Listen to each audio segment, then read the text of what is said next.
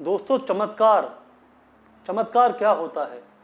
हमारे देश में लोग चमत्कार को ही नमस्कार करते हैं। आज मैं आप लोगों के लिए बहुत प्यारी कहानी लेकर आया हूँ, जिसमें कि एक छोटी सी बच्ची मात्र 21 रुपये 50 पैसे में बहुत बड़ा चमत्कार खरीद लेती है। तो कहानी को ध्यान से सुनिएगा। तो शुरू करते हैं।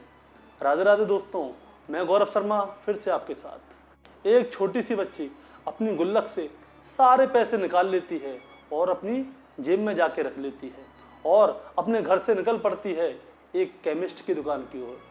जब वो केमिस्ट की दुकान पर चढ़ती है तो देखती है वहाँ पे सभी लोग व्यस्त होते हैं। केमिस्ट का एक दोस्त जो कि विदेश से आया हुआ था, वो उससे बात करने में बिजी था। छोटी बच्ची बार बार आवाज़ देती है, लेकिन उसकी बात पे कोई ध्यान नहीं देता, क्योंकि वो बहुत छोटी थी तो वो किसी को दिख नहीं रही थी। ना ही उस बच्ची की आवाज़ पर कोई गौर डाल रहा था, क्योंकि वो बच्ची बहुत छोटी थी, किसी को दिख नहीं रही थी, ना ही उसकी आवाज़ किसी को सुनाई दे रही थी। तो उस बच्ची ने क्या किया, उस बच्ची ने अपनी जेब से कुछ पैसे निकाले और काउंटर पे जोर से रखे। सिक्कों की आवाज़ सुनकर दुकानदार ने, यानी कि केमिस्ट ने, उसकी ओर देखा और बड़े प्यार से पूछता है, बेटा क्या चाहिए तुम्हें?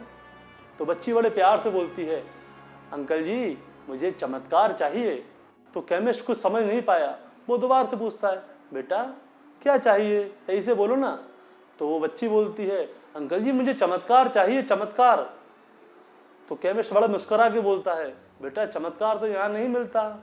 तो वो बच्ची बोलती है, अंकल जी यहाँ दवाई मिलती है ना? वो कहता है, हाँ, अगर यहाँ पे दवाई मिलती है तो यहाँ पे चमत्कार भी जरूर मिलेगा।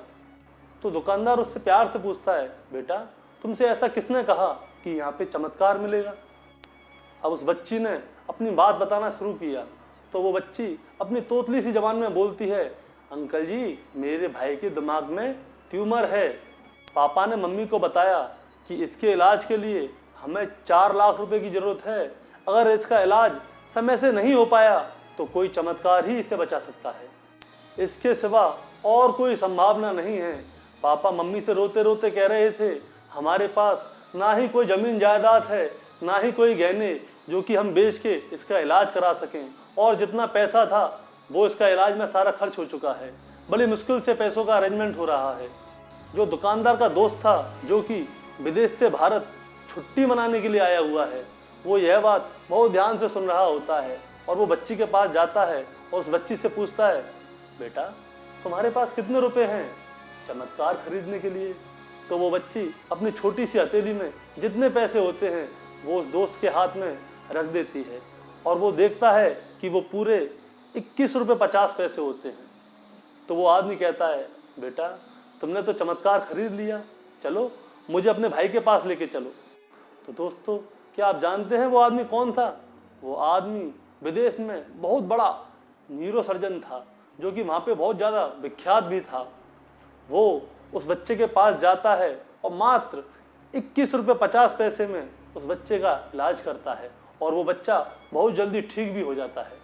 तो आखिरकार प्रभु ने उस बच्ची को चमत्कार बेच ही दिया और वो बच्ची बड़ी श्रद्धा के साथ चमत्कार खरीदने चली थी और वो उसे मिल गया।